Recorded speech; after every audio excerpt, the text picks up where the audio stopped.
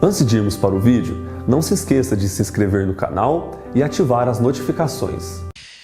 Isaías capítulo 6, verso 1 diz assim: No ano da morte do rei Uzias, eu vi o Senhor assentado sobre um alto e sublime trono, e as abas de suas vestes enchiam o templo. Serafins, que é uma categoria de anjos, estavam por cima dele, do trono. Cada um deles tinha 6 asas. 2 asas eles usavam para cobrir o rosto, 2 asas cobriam os pés, e as demais asas, outras 2 asas, eles voavam. Agora vamos para as palavras dos serafins, o pronunciamento, o que eles diziam, enquanto estavam ali naquele trono tendo aquela visão. E clamavam uns para os outros, dizendo: Santo, Santo, Santo é o Senhor dos exércitos. Toda a terra está cheia da sua glória. As bases do limiar se moveram à voz do que clamava, e a casa se encheu da fumaça. Verso 5, Isaías dizendo: Então disse eu, Isaías, ai de mim, eu estou perdido, porque eu sou um homem de lábios impuros, e habito no meio de um povo de impuros lábios. Por que Isaías disse ai de mim? Eis a razão. Os meus olhos viram o Rei, o Senhor dos exércitos. Até aí. Feche os olhos, mas não feche Isaías 6. Nós vamos discorrer este texto.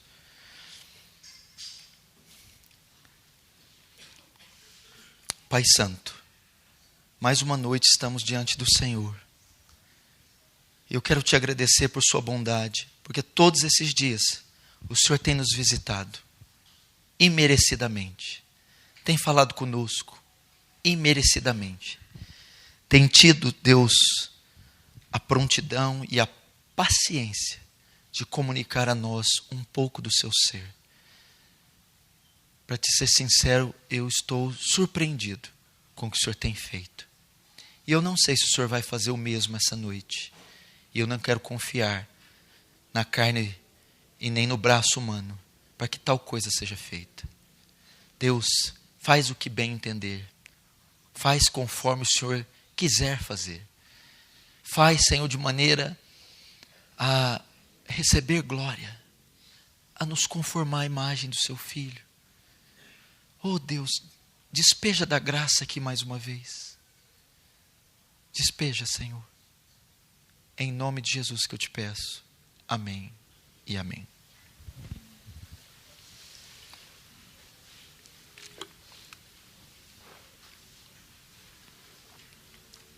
Irmãos, preste atenção. Quero a atenção total de vocês. Talvez você não conheça porque não é tão popular. Pregador norte-americano, teólogo, professor, que faleceu ano passado, R.C. Sproul. Muitos anos atrás, lecionando teologia em uma faculdade de teologia, uma das suas alunas, após a aula, o procura e diz para ele: Professor Sproul, eu quero me abrir com você acerca da minha igreja. Pois não, minha querida? Então aquela jovem diz: Professor Sproul, eu congrego em uma igreja em tal cidade e eu estou muito chateada por algo que tem acontecido. Parece que todos os domingos o meu pastor faz de tudo para esconder a verdadeira identidade de Deus. Parece que o meu pastor não quer que as pessoas se assustem com Deus. E ele faz de tudo para domesticar a Deus. Eu vou ao culto com a intenção de adorar um Deus grande, excelso e poderoso. E o que eu encontro em nossa igreja é um Deus inócuo, é um Deus domesticado, é um Deus dócil e é um Deus mais digno de pena, de dó, de misericórdia, do que de louvor e adoração. E eu acredito que assim seja também na maioria dos púlpitos modernos. Parece que as pessoas não querem amedrontar, os pastores não querem amedrontar as pessoas, revelando a verdadeira identidade de Deus. Ao invés disso, propagam uma caricatura barata de Deus, enquanto o Deus único e verdadeiro fica oculto. Irmão, a teologia em um tempo foi chamada a rainha das ciências, rainha das matérias. E dentro dos postulados da teologia nós encontramos a grande joia, o grande estudo, a teontologia, o estudo do ser de Deus. Há 200 anos atrás, eram os sermões mais pregados nos púlpitos da igreja. Os atributos de Deus. Quem Deus é. O que Deus faz. Mencionar, ensinar o ser de Deus. Mas um tempo para cá, essa doutrina foi banida dos púlpitos. Para dar lugar à doutrina do homem, à exaltação do homem. Como eu disse aqui um tempo atrás, numa das primeiras mensagens, o conhecimento que nós temos de Deus, o conhecimento que nós adquirimos de Deus, vai definir o tipo de vida que nós temos. É o conhecimento de Deus que define nossa fé. É o conhecimento de Deus que define como enxergamos a vida. É o conhecimento de Deus que define como nós sofremos, passamos as tribulações. O conhecimento de Deus, diga-me o que você sabe de Deus, e eu digo quem você é. Você é pesado pelo conhecimento de Deus que você tem. Uma vez, eu levo à conclusão então que um elevado conhecimento de Deus levará você a uma vida profunda, a uma vida santa, a uma vida elevada e uma vida piedosa. Se você acompanhar comigo no 2º capítulo da carta de Paulo aos Coríntios, na 2ª carta de Paulo aos Coríntios, no capítulo 4, verso 4, ele diz algo interessante. Ele diz: porque o Deus deste século cegou o entendimento dos incrédulos. Irmãos, durante esses dias aqui, parece que um véu foi tirado. Porque me parece que há muitos anos, o Deus desse século colocou um véu, uma venda. Ele cegou o povo de Deus, de modo que o povo de Deus não estava conseguindo enxergar a beleza do conhecimento de Deus. Os atributos de Deus, o encanto do conhecimento de Deus parece que estava velado, oculto, escondido. Então nós não podíamos apreciar isso. Estava oculto. Parece que estávamos cegos a essa riqueza insondável. Então as pessoas não conseguem reparar a glória, a beleza e o valor que tem a pessoa de Deus. Mas essa noite, nesses dias, nós estamos aqui para tirar o véu e redescobrir este ser ímpar, uno, singular, que é o nosso Deus. Esses dias nós vamos desvendar a beleza do seu ser. O conhecimento de Deus. Agora, preste atenção. O aspecto mais importante do conhecimento do ser de Deus é a sua santidade. O aspecto mais importante do conhecimento do ser de Deus é a sua santidade. O atributo mais importante de Deus, mais elevado, é a sua santidade. Não existe nenhum outro atributo tão singular, tão elevado, tão distinto como esse. E quer ver como eu provo? Eu provo na visão de Isaías. É o único atributo diante do trono que está sendo dado ênfase. Os anjos cantam: Santo, Santo, Santo, Santo, Santo, Santo. Detalhe, não só para o atributo que eles dão ênfase. Você não está vendo os anjos cantarem amor, amor, justiça. Você não está vendo eles cantar misericórdia, bondade ou soberania. Eles estão enfatizando santo, santo, santo. Segunda coisa que você deve notar, o local onde eles estão enfatizando. O céu, a eternidade. É o atributo que fica o tempo todo, dia e noite, em toda a eternidade. Santo, santo, santo. Santo, santo, santo. Deus colocou aqui, porque Deus quer mostrar para nós que Ele está dando ênfase neste atributo.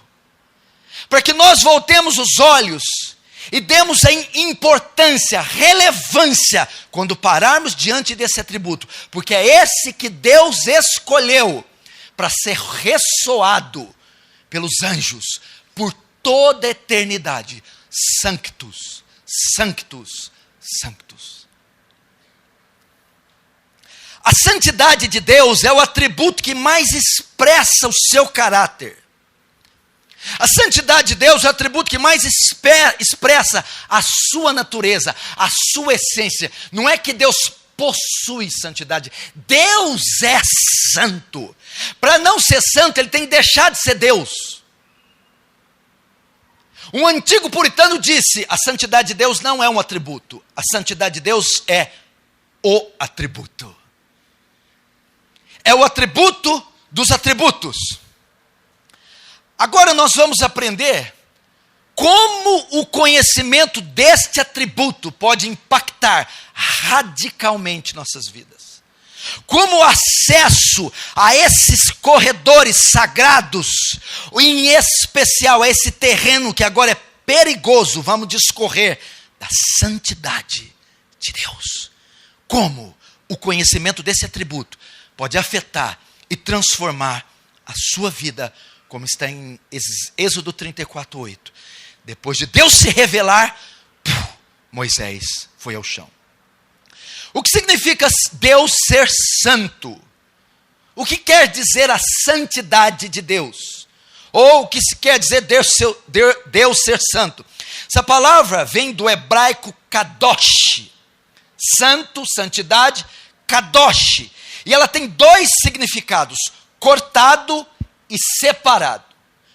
Quando diz respeito de Deus, kadosh dá a ideia que Deus é cortado do pecado, separado do pecado, do mal, e Ele é posto à parte, transcendente, distinto. A ideia então de santidade compreende duas coisas. Primeiro, a pureza de Deus. Segundo, a distinção de Deus. Deus ser santo significa, primeiro, a pureza de Deus e a distinção, a transcendência de Deus. Isso significa Deus ser santo. Deixa eu te dizer algo aqui.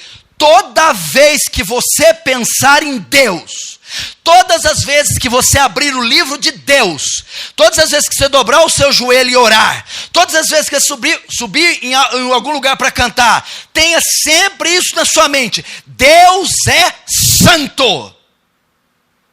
Deus é santo. Deus é santo.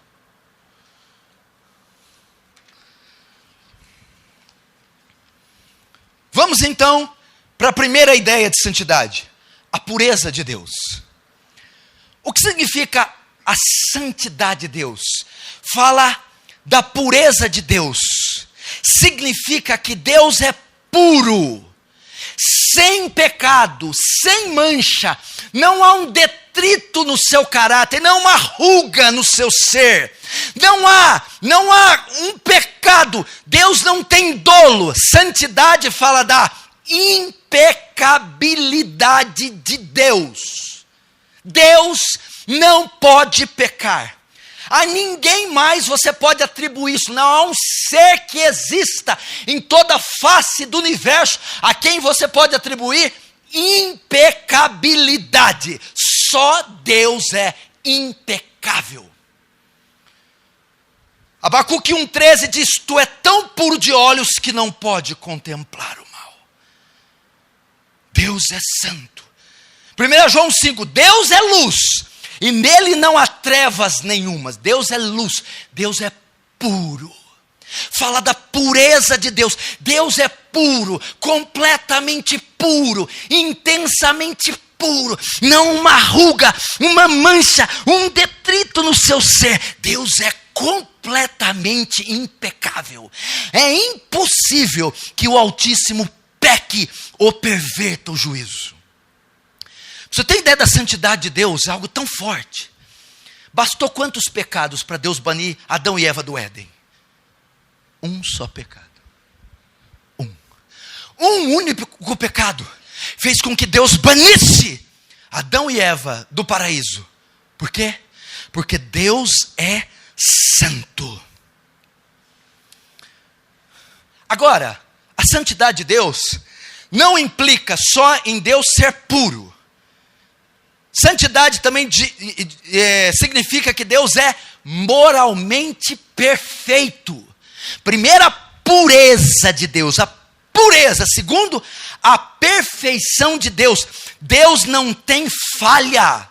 É impossível que Deus erre. É impossível que Deus se equivoque. É impossível que Deus falhe. Deus é perfeito. Você não tem ideia de algo perfeito. Não existe em toda a esfera da existência algo perfeito. Se você quer imaginar algo perfeito, os teus olhos têm que se voltar para Deus. Só Ele é perfeito. A santidade implica na sua perfeição. Você encontra harmonia em todos os atributos. Não há um que ele exceda mais e outro que ele deixa a desejar. Há a perfeita harmonia em todos os seus atributos. E não há falha, nem mancha, nem equívoco em nenhum deles. Deus é perfeito. Salmo 18:30 diz: este é o Deus cujo caminho é perfeito. Você serve um Deus que não falha, que não desliza, que não escorrega, que não trapaceia, que não titubeia, que não hesita, que não pode falhar. Você serve um Deus que não tem uma mancha, uma ruga, completamente puro. Segundo, o que é a santidade de Deus? Primeiro, a pureza. Segundo, a transcendência de Deus, a distinção de Deus. Deus é transcendente. A palavra do transcendente vem do latim transcendere, voar alto, levantar-se sobre, exceder, estar acima. Como Criador, Deus está acima de toda a criação. Deus excede toda a criação. É o El Elyon, o Senhor Altíssimo. Por que Altíssimo? Porque Ele é mais elevado do que qualquer outra coisa. Ele está acima da ordem da criação. Ele excede totalmente a sua criação. Como Criador, Deus é totalmente distinto de cada ser criado. E presta atenção, a distinção de Deus do restante da criação não é meramente quantitativa. É o mesmo, mas maior. Então, Deus tem a mesma essência, mas é maior. Mas a distinção de Deus é qualitativa.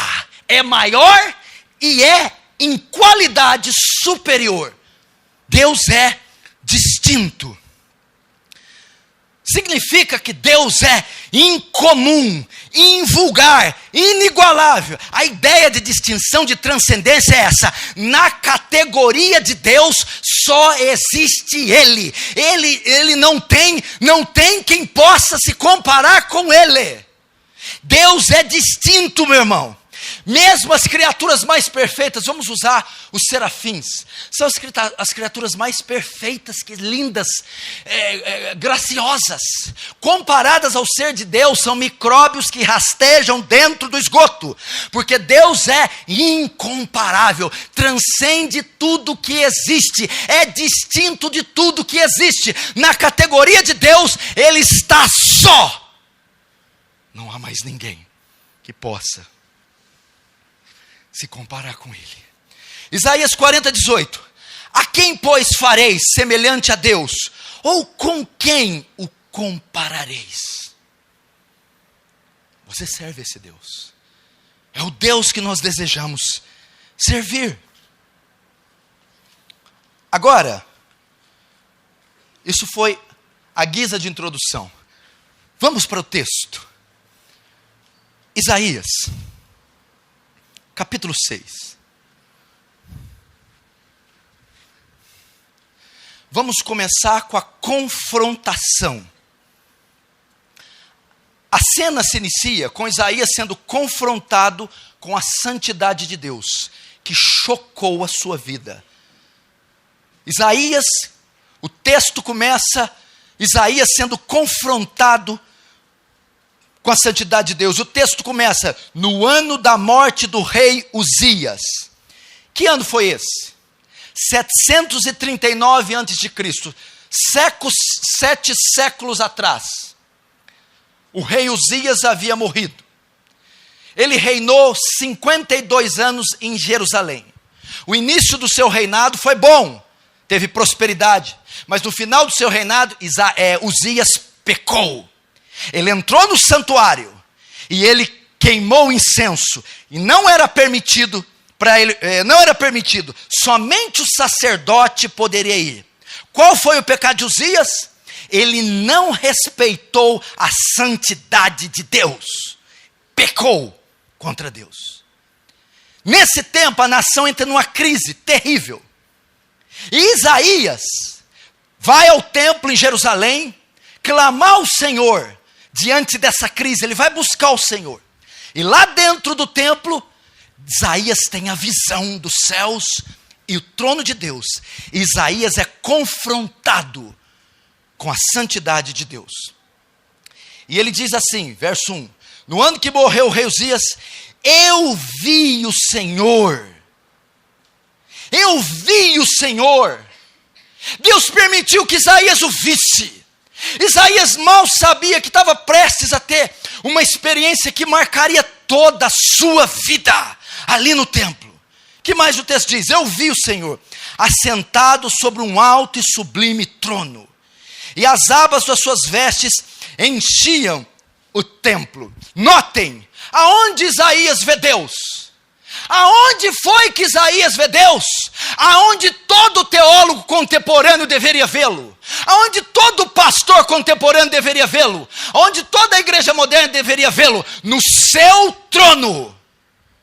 Nós temos aqui uma menção da soberania de Deus. Deus estava exercendo o seu governo pleno em toda a terra. Que mais? Assentado num alto e sublime trono, e as abas das suas vestes enchiam o templo. A ideia aqui era o manto real, como um rei. Qual que é a ideia do texto aqui? Os reis naquela época, a grandeza dos reis era medida pelo tamanho das vestes, pelo tamanho do manto. E quanto maior, mais pomposo, maior era a grandeza desses reis. Então, quando eles entravam nos seus palácios para subir nos tronos, eles vinham com as vestes arrastando pelo chão. Então o tamanho da veste dá a ideia da grandeza. E aqui Isaías vê este rei, este Deus, e vê o tamanho da veste. As vestes eram tão grandes que cobriam todo o templo. A grandeza dele. O que acontece quando Isaías vê a visão? Deus rouba a cena, as vestes dele cobrem todo mundo. Ali Isaías está vendo a imensidão de Deus, a eternidade de Deus, a infinitude de Deus, a incompreensibilidade de Deus, que o templo não pode conter, o universo não pode conter, nada pode conter. É a realeza das realezas, o Rei dos reis e o Senhor dos senhores. É isso que nós estamos estudando aqui. Os atributos de Deus. E nessa visão, Isaías consegue ver vários deles. Isaías consegue ver a soberania. Isaías consegue ver a infinitude, a eternidade, a incompreensibilidade. Só que a santidade de Deus, ela abarca todos os demais atributos. A santidade é o adorno de todos. A justiça de Deus é uma justiça santa. O amor de Deus é um amor santo. A misericórdia é uma misericórdia santa. A soberania é uma soberania santa. Ele é o adorno e por que não dizer, ele é a soma de todos os outros. E dele procedem todos os outros. Por quê? Porque quando eu falo da pureza e da distinção, é um amor sem igual, é um amor sem pecado, é um amor puro e é um amor distinto, é uma justiça inexorável, é uma justiça imaculada, mas é uma justiça distinta. Todos os atributos de Deus são puros, ok? Ou seja, não há mancha, não há erro, e todos os atributos de Deus são elevados, são transcendentes, são inigualáveis e são incompreensíveis. Não é isso que é santidade? Pureza, perfeição e transcendência. O amor de Deus tem falha? Não. O amor de Deus, você compreende? Também não. Por quê? Ele é santo. A justiça de Deus tem dolo? Não. A justiça de Deus, você compreende? Não. Ela é santa. Ela é santa. Ou seja, todos os atributos de Deus são puros, sem falha, e são incompreensíveis, dada o tamanho da elevação. Uau! Todos os atributos são santos. Agora você entendeu por que os serafins ficam santo, santo, santo? Os serafins estão falando a soma de todos. A soma do que Deus é. Se colocar todos os atributos e somar, o produto final é God Holiness, a santidade de Deus. Se você somar justiça, misericórdia, infinitude, graça, soberania, ira, amor, soma todos, vai dar santidade. Porque todos os atributos são incompreensíveis e todos os atributos são sem pecado. Agora vamos ver a visão dos serafins. O que os serafins viram? Vamos ver. Esse texto, irmão, nos dará a maior demonstração da santidade de Deus. Não existe outro texto tão compactado que revele com tanta grandeza a santidade de Deus. Você quer conhecer a santidade de Deus? Se debruce Isaías 6 e discorra desse texto. Vamos ver agora a visão que os serafins têm. O que os serafins estão vendo vai nos revelar a santidade de Deus. Veja só. Serafins são as criaturas mais majestosas que existem. Talvez são as criaturas mais perfeitas que existem. Por quê? Dado a proximidade que elas estão do trono de Deus. São as criaturas, os seres criados que mais se aproximam do trono. Elas ministram diante do trono de Deus. Agora, para que isso seja possível, elas não morram. A visão dos anjos e a visão de Isaías revela isso. Eles têm 6 asas. Com 2 cobrem o rosto, com 2 cobrem os pés e com 2 voam. Por que que eles cobrem o rosto?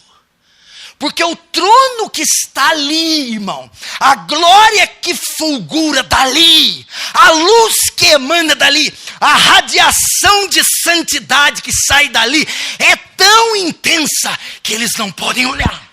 E eles cobrem o rosto. Porque se eles contemplarem a santidade de Deus, eles caem mortos. Eles não podem ver. É como se eu levasse você numa nave espacial próximo ao sol e dissesse: abra os olhos. Você seria fulminado, torrado, cegado na mesma hora. Pois quem está ali brilha infinitamente mais em glória do que o sol. E os anjos não podem ver, porque se verem, caem mortos. Que mais que os anjos, que Isaías está vendo dos anjos?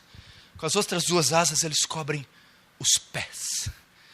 Por que eles cobrem os pés? A chave para interpretar esse texto é Êxodo, quando Moisés sobe no Monte Sinai, Deus desce naquele monte e aquilo se torna a morada temporária de Deus. Moisés vai entrar, Deus, tira os sapatos, a terra que pisa é santa. O que é isso? Tem uma linha ali, ó. Moisés, dali para cá, dali para lá são vocês, criaturas finitas, mortais. Daqui para cá é uma dimensão que pertence a mim. Os anjos cobram os pés para mostrar que diante daquele que está sentado são criaturas, seres criados, débeis, são seres pequenos, falta de valor, insignificância. Eles cobrem os pés para mostrar a indignidade deles. Então eles encolhem, duas asas aqui e duas nos pés. Diante da santidade de Deus, não há quem consiga estar digno. Não há dignidade nenhuma. Você é reduzido à vergonha e ao opróbrio. E aqueles anjos estão completamente com vergonha.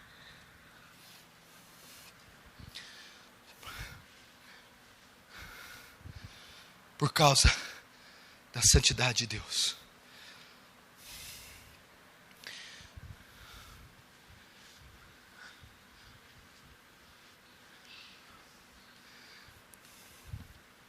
Os serafins estão diante da soma de tudo que Deus é. Deus sentado no seu trono e todos os atributos inseridos, convergidos nele, e aquela glória emanando, aquela radiação. E eles não podem ver. Moisés chegou diante dele e disse: rogo-te que me mostre a tua face. Deus disse: é impossível. Se você me ver, você cai morto. A mesma coisa com os serafins.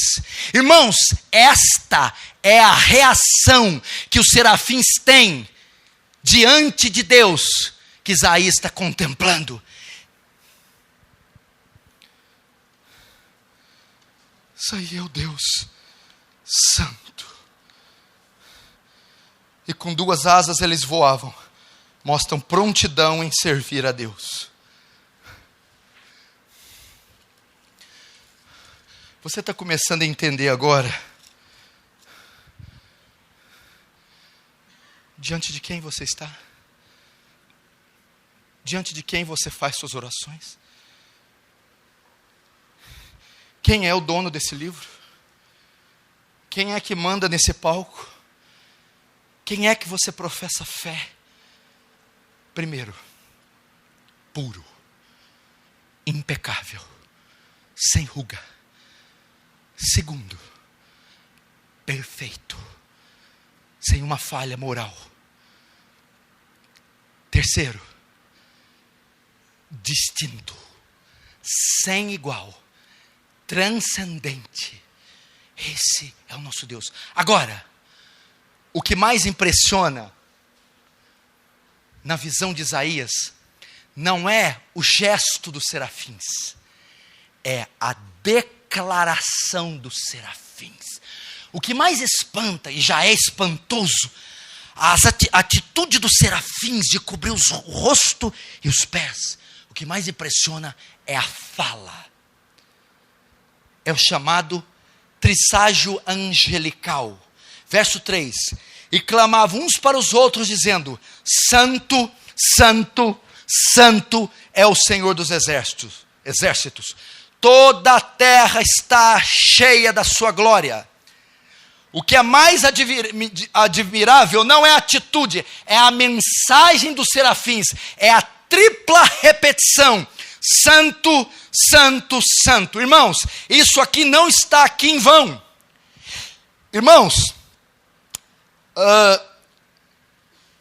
na língua judaica, na linguagem escrita ocidental, quando você quer dar ênfase numa palavra escrita, você quer dar ênfase numa palavra, num livro escrita, você põe aspas, negrito, tudo maiúsculo, colchetes, parênteses, para dar ênfase. No hebraico não é assim. Quando quer dar ênfase em uma palavra, repete. Por isso você vê em Provérbios repetindo. Por isso você vê Jesus diz: em verdade, verdade vos digo. Quer dizer que aquela parte é importante. Este é o único atributo da Bíblia que é elevado ao 3º grau de repetição. Você não vê na Bíblia: Deus é amor, amor, amor. Você não vê isso. Deus é bom, bom, bom. Deus é justo, justo, justo. Mas a santidade de Deus é o único atributo que você ouve dizendo: Deus é santo, santo, santo. 3 vezes santo, triplamente santo, intensamente santo.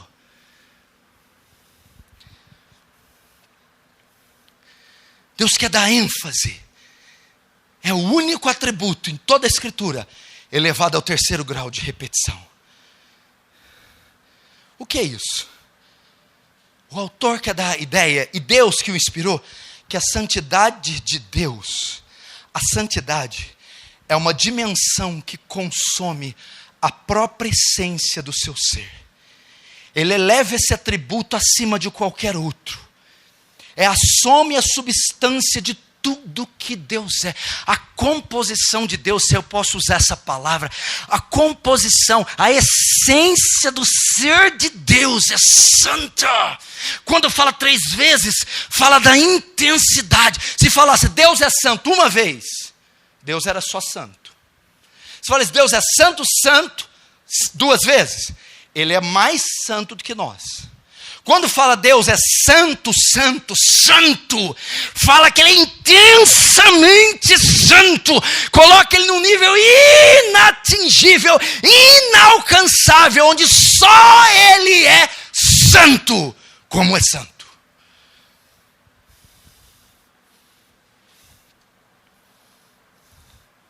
Intensamente santo. Então você poderia dizer assim: intensamente soberano, intensamente justo, intensamente onipotente, intensamente onisciente, intensamente amoroso, intensamente misericordioso. Essa ideia, tudo em Deus é intenso, profundo, convergindo na sua santidade. Mas notem, não é só a visão dos anjos cobrindo o rosto e os pés, que mostra a santidade. Não é só o trisságio angelical, mas é também o nome de Deus. O nome de Deus é santo. Olha comigo na Bíblia, no verso 1. No ano da morte do rei Uzias, eu vi o Senhor. Presta atenção na palavra Senhor aí. Está S maiúsculo, E minúsculo, N minúsculo, H minúsculo, O minúsculo e R minúsculo. No Senhor do verso 1. Agora no verso 3. E clamavam uns para os outros, dizendo: santo, santo, santo é o Senhor. Olha Senhor aí no verso 3. S maiúsculo, E maiúsculo, N maiúsculo, H maiúsculo, O maiúsculo, R maiúsculo. Você viu? Senhor no verso 1 é o S maiúsculo e tudo minúsculo. Senhor no verso 3 é tudo maiúsculo. O autor e o escritor sabiam o que estava fazendo. Ele quer fazer uma distinção de uma coisa para outra. Eu estou falando que agora o nome é santo. No verso 1, a palavra hebraica para Senhor é Adonai, o Deus soberano. A palavra Senhor, que está no verso 3, ela está associada à declaração dos anjos. Santo, santo, santo. A palavra Senhor, com tudo maiúsculo, não é Adonai, é Iavé. O que é Iavé? Iavé é o nome que Deus deu para Moisés no Sinai. E aquele nome, Iavé, é santo. Agora você entende o terceiro mandamento do decálogo. Não tomarás o nome de Deus em vão. Porque o nome Senhor, tudo maiúsculo, Iavé, que está ligado à declaração dos serafins, é um nome santo. O judeu ortodoxo leva isso tão a sério, que ele, quando ele quer falar Deus, ele não pronuncia Iavé. Porque ele tem medo de macular, corromper esse nome santo com seus lábios impuros. Quando ele vai falar Deus, ele fala Adonai. Ele não fala eu sou. Porque ele pensa, eu posso estar violando o terceiro mandamento. Não tomarás o nome de Deus em vão. Como? Falando ele de modo impróprio, com a minha boca suja. Meu irmão, Isaías 57,15. Porque assim diz o alto e sublime, que habita na eternidade, e cujo nome é santo. Êxodo 27. Não tomarás o nome do teu Deus em vão, porque o Senhor não terá por inocente quem tomar o nome de Deus em vão. Irmão, quantas vezes você já chutou o balde com o nome de Deus? E olha a importância que ele dá. O que significa isso? Que o nome de Deus não pode ser pronunciado de forma imprópria. O nome de Deus não pode ser dito de maneira frívola. Você tem que ter cuidado com o nome de Deus. O nome de Deus deve ser pronunciado com zelo, respeito, porque Ele é santo. Você não pode fazer piada usando o nome de Deus. Você não pode. O nome de Deus não pode estar relacionado a coisas triviais, a coisas frívolas, a piadas. O nome de Deus não pode estar envolvido a algo que não eleve a sua santidade. Porque Ele é santo. Ele é santo. Você tem que ter cuidado com Ele. Principalmente no Oriente, no povo hebreu. O nome, ele carrega muita importância. Por quê? O nome está intrinsecamente ligado à pessoa. Assim como é o nome, é a pessoa. Então, quando eu estou mencionando o nome, eu estou fazendo menção da pessoa. Então eu não posso, meu irmão, fazer menção de um ser distinto, incompreensível, soberano, justo, fiel, de qualquer maneira, porque esse nome é santo. Eclesiastes 5:2. Não te precipite com a tua boca, nem com o teu coração se apresse a pronunciar palavra alguma diante de Deus, porque Deus está nos céus e tu estás sobre a terra. Portanto, sejam poucas as suas palavras. Cuidado. Esse versículo ensina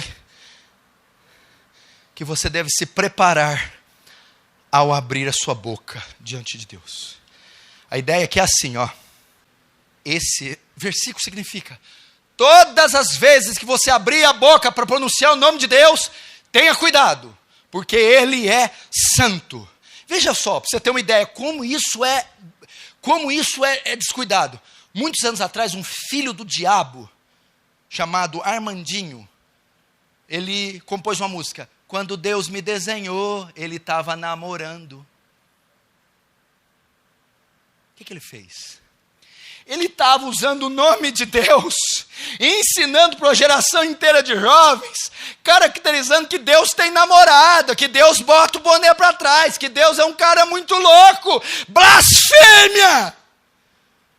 Usando o nome de Deus em vão, passando para milhares de jovens uma ideia covarde, carnal de Deus.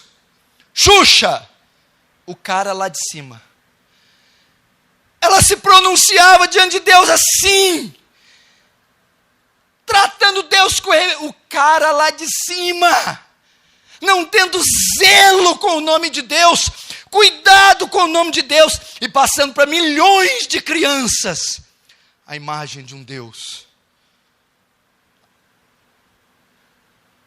irreverente, carnal. E sabe o que é o pior? Os cantores gospel estão fazendo a mesma coisa quando eles compõem aquele lixo em nome de Deus. Eles também estão tomando o nome de Deus em vão, colocando Deus naquelas letras asquerosas. Estão tomando o nome de Deus em vão. Nós não podemos fazer isso, meu irmão. Hoje você está vendo o nome de Deus ser banalizado. Você encontra nas barraquinhas souvenirs que escrito o nome de Deus, pulseirinhas escrito o nome de Jesus, o nome mais santo que existe, sendo vendido por R$1,99 numa barraquinha, como a bugiganga. Filipenses 1:2-9 diz: por isso Deus também o exaltou soberanamente e lhe deu um nome que está sobre todo nome. Deus é santo. Como é que vai reduzir o nome do Criador, o nome do Salvador, a uma fitinha, a um boné, a uma bugiganga e um camelô? Você está reduzindo Deus àquilo.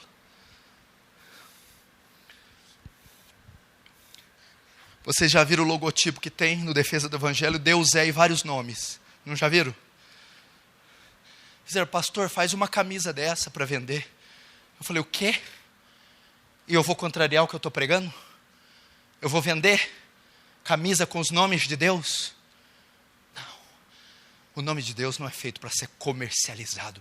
É feito para ser temido. Por que eles fazem isso? Porque não conhecem sua santidade. Não conhecem os seus atributos. Salmo 111:9. Santo e tremendo é o seu nome. O nome de Deus é santo. Por que fala do nome? Quando fala do nome de Deus, diz que ele é santo. Porque o nome está ligado à pessoa. E quando se diz o nome, está dizendo da própria pessoa.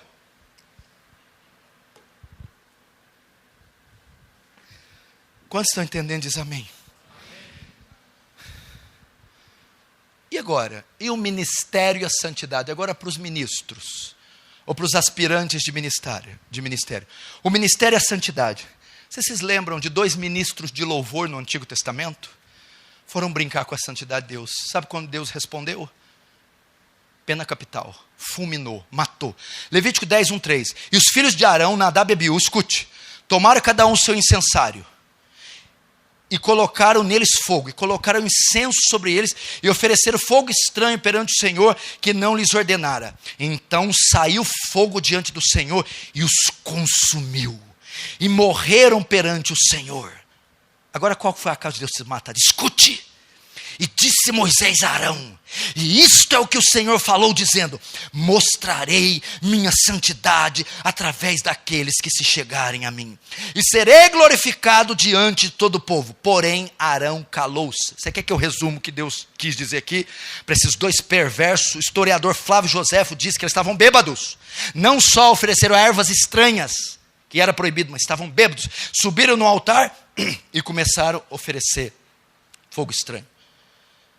Olha o que Deus diz para ele: minha santidade será conhecida entre o meu povo através dos ministros, pela reverência que eles têm, pela santidade e respeito que eles têm à minha santidade. Ministros, vocês têm que ser santos. Nós ministramos diante de Deus. É óbvio que agora está instaurado o sacerdócio universal dos crentes. Todos ministram diante de Deus. Mas para aqueles que são separados, meu irmão, a cobrança é mais elevada. Deus diz: quando o fogo estranho é queimado, eu não posso tolerar. Aí vai a pergunta: como é que você se prepara para o ministério? Como é que você zela pela santidade de Deus? Lembra de usar a arca? estava em Israel na época de Saul. Os filisteus roubam a arca. E ela está agora em Querite Jearim. Davi sobe no trono. E Davi, eu quero a arca de volta. Símbolo da presença de Deus, a arca da aliança. Não é que está ali em São Paulo, no Templo de Salomão, não. É a arca da Bíblia. Davi vai buscar. E Davi prepara uma comitiva e uma carroça de bois. Coloca a arca em cima da carroça. E dois carroceiros guiando a carroça. Uzá e Aiô. Então, e a arca lá atrás da carroça. Num dado momento, os bois tropeçam nas pedras, a arca balança e vai cair. Uzá vê e vai segurar na arca para ela não cair. Hora que Uzá toca na arca, Deus o mata. Fulmina, fere, mata na hora. Por quê? Por causa da santidade. Uzá não queria que a arca caísse no chão, porque o chão é impuro. Uzá julgou que o chão era mais impuro do que a sua mão. E a hora que ele toca na santidade de Deus, com a mão impura, Deus o mata. Por que Deus o matou? Por causa da sua santidade. Irmãos, como você tem tocado, como você tem entrado nos átrios do Senhor, como você tem entrado no Santo dos Santos. Será que é uma história fictícia? Eu estou ficando louco? Será que é para encher sermão e encher uma grade de um acampamento? Ou isso aqui é sério e verídico? Onde está aqui o caprichozinho emocional, o tapetezinho? Deus simplesmente enviou do céu a sua ira e fulminou Uzá. A santidade de Deus é tão séria que por causa dela ele matou o próprio filho. A justiça executou, mas foi amando da santidade. Quem foi violada foi a santidade. Quem exigiu direito foi a santidade. A justiça puniu, mas amando da santidade. O próprio filho.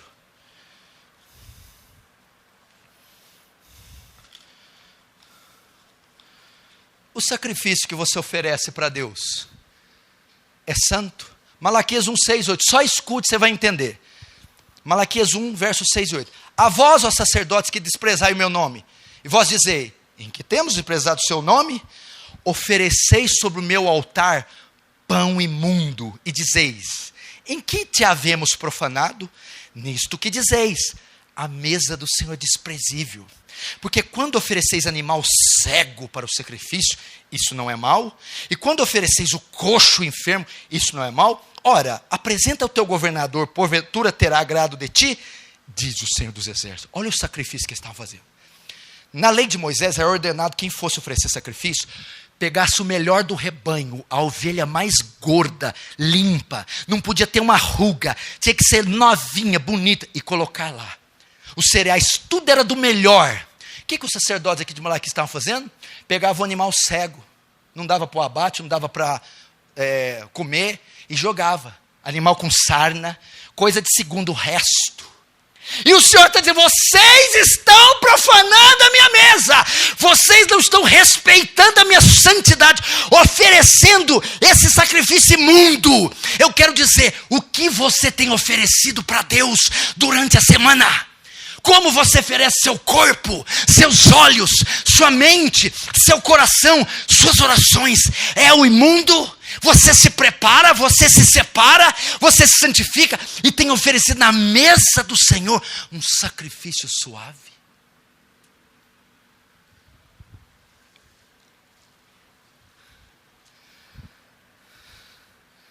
Irmãos,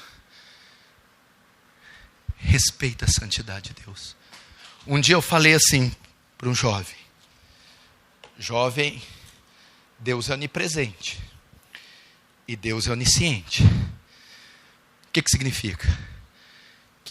Que quando você está sozinho, você nunca está sozinho. Deus está com você lá. E quando você pensa, Deus também está vendo seus pensamentos. Então, é uma onisciência que vê pensamentos santa. É uma onipresença que está com você santa. Aí eu disse a ele, respeite a onipresença de Deus, porque Ele está vendo você. Respeite a onisciência de Deus, porque Ele está vendo o que você está pensando.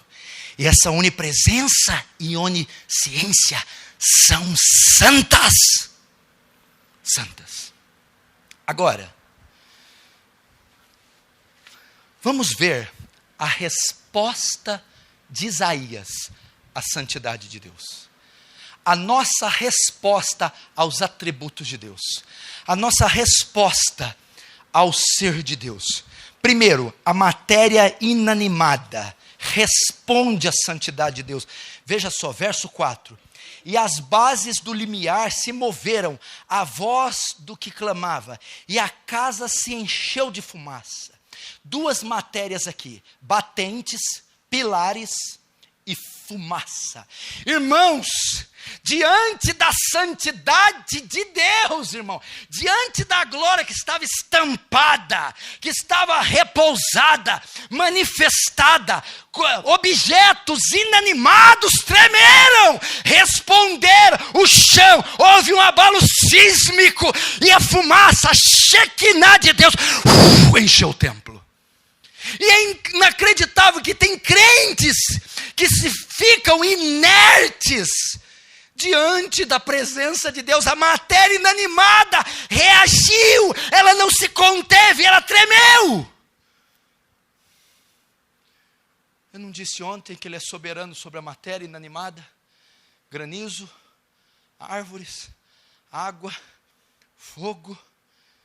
Aqui os batentes, os pilares, a fumaça entrou. Houve uma convulsão celeste diante da santidade de Deus. Irmão, é isso que eu quero dizer. Diante dessa glória revelada, até o inanimado reage. Agora vamos ver a reação dos homens. Verso 5. Então disse eu, ai de mim, eu estou perdido, porque sou um homem de lábios impuros. Até aí. A reação que os homens têm diante da glória de Deus, diante dos atributos de Deus, diante da santidade de Deus. Convicção da sua realidade. Isaías, quando vê a glória de Deus e a santidade de Deus, Isaías profere um ai. Ai de mim! O que é um ai? Isso aqui tem muita importância. Isaías era um profeta. E os profetas eram oráculos de Deus. Eles iam para trazer a mensagem de Deus. E os profetas profetizavam 2 oráculos.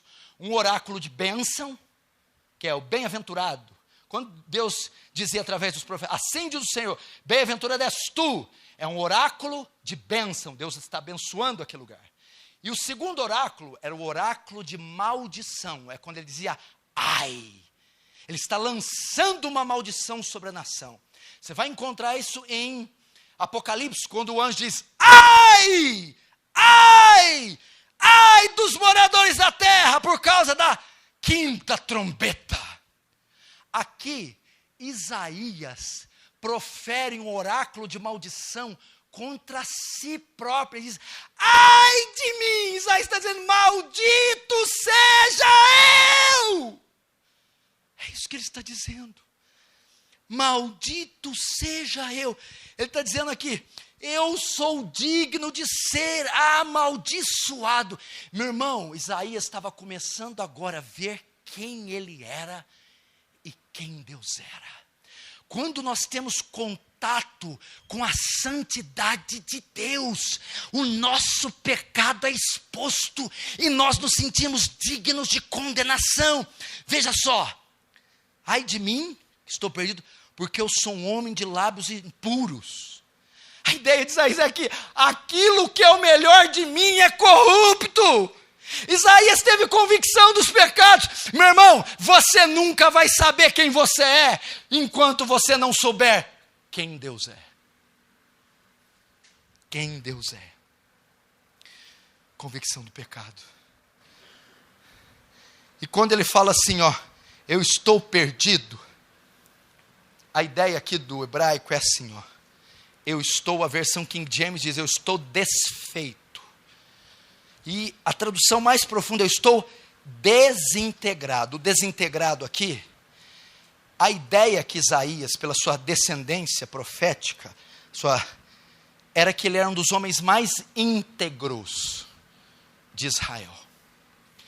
Quando ele tem acesso à santidade de Deus, ele diz: ai de mim, eu estou desintegrando, eu estou me desfazendo, toda noção de bondade está caindo por terra, toda noção de justiça, eu estou me desconjuntando, me desfazendo. Esse é o propósito desse acampamento. O conhecimento do ser de Deus nos reduzir a nada, nos desconjuntar, nos desintegrar, nos desfazer. Ai de mim, eu estou me desfazendo. Essa é a ideia. E é isso que está acontecendo conosco quando ouvimos da incompreensibilidade, quando ouvimos da justiça, quando ouvimos da soberania, quando ouvimos da fidelidade, da onipotência, onisciência, onipresença. Nós começamos a nos desconjuntar. É isso que eu e o Renan tem conversado. Essa é o sentimento que está sendo trazido a nós. Aquilo que é o melhor de mim é corrupto. Depois vai dizer: habito no meio de um povo de impuros lábios. Olha que coisa tremenda. Você vai falar: ah, tá, vi o estado da perdição deles. Não.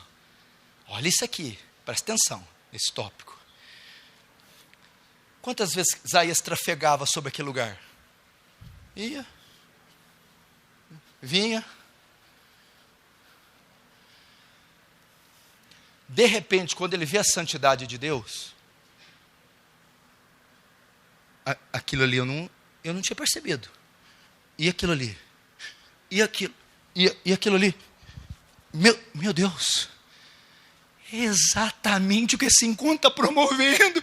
Quando você tem acesso ao descortinar do ser de Deus, a sua cosmovisão muda, a sua visão da vida, a sua visão das coisas mudam. Você diz: meu Deus, que sociedade perdida! Olha as coisas como estão, as escamas caem e tudo muda na sua vida. É isso que está acontecendo aqui. É isso que Deus está fazendo aqui. Foi isso que aconteceu com Isaías. Qual foi a razão? Os meus olhos viram o Rei, o Senhor dos Exércitos. Agora Isaías vê Isaías como ele realmente é. Agora Isaías vê Isaías como Deus vê.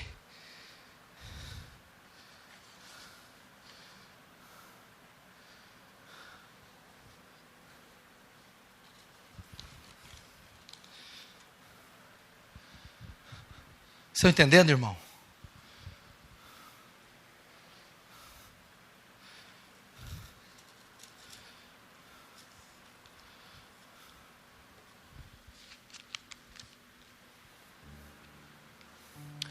Isaías disse: esta é a nossa resposta diante da santidade de Deus. Como a santidade é a soma dos outros atributos, esta é a nossa reação diante da onipotência, da onisciência, da onipresença, da imutabilidade, da infinitude, da incompreensibilidade, da soberania, da justiça, da misericórdia, do amor. É nossas escamas caírem e dizer: ai de mim, a ideia: eu não posso diante de um Deus santo, eu não posso dar tapinha nas costas, eu não posso proferir palavras frívolas, eu tenho que ter cuidado, Ele é santo demais e Ele vai me punir, porque eu estou desfeito, o melhor de mim é corrupto.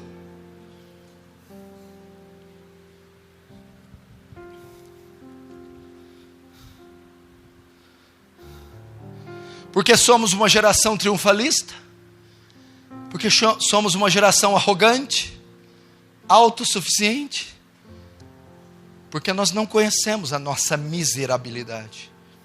E por que não conhecemos a nossa miserabilidade? Porque não conhecemos a santidade de Deus. E por não conhecer a santidade, nós não conseguimos ver a grandeza do Evangelho. Porque não vemos nosso estado miserável, nem reconhecemos nossa perdição. Mas quando nos depararmos com a santidade de Deus, notaremos a nossa miserabilidade, a nossa total perdição. Então correremos para o Evangelho, para a graça de Deus, clamando por misericórdia e perdão, e Ele nos salvará, nos restaurará e nos santificará. Você quer ter uma experiência com Deus hoje? Você quer que Deus abra as portas do trono e deixe você ver uma orla, um pedacinho da orla? Você quer ter uma experiência traumática como a de Isaías? Oxalá Ele nos desse. Oxalá fosse aqui conosco, meu irmão, e você visse um alto e sublime trono. Se você quer isso, fecha os olhos, curva a cabeça. Gostou do vídeo? Então não se esqueça de se inscrever no canal e acionar as notificações. Estamos pedindo isso por conta das novas normas do YouTube. Para isso é necessário seguir 3 passos: se inscrever no canal, ativar as notificações clicando no sininho ao lado do botão inscreva-se e curtir o nosso vídeo. Fazendo isso, você irá contribuir com o canal e ajudará a levar o Evangelho para mais pessoas. Deus abençoe.